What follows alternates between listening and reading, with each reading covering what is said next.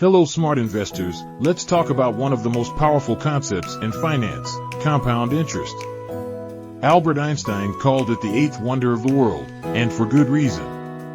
Compound interest is the interest you earn on both your initial investment and the interest that accumulates over time. It's like a snowball effect, where your money grows faster and faster. Here's how it works. Imagine you invest $1,000 at an annual interest rate of 5%.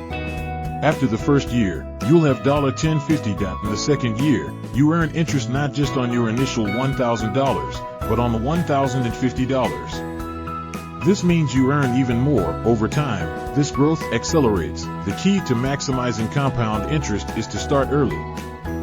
The earlier you start investing, the more time your money has to grow. Even small contributions can turn into substantial amounts over the years. Let's say you invest $200 per month starting at age 25. By the time you're 65, with an average annual return of 7%, you could have over $500,000. That's the power of compound interest. Remember to reinvest your earnings. Don't take out your interest payments. Let them grow within your investment account. Compound interest works best with consistent contributions and a long-term perspective.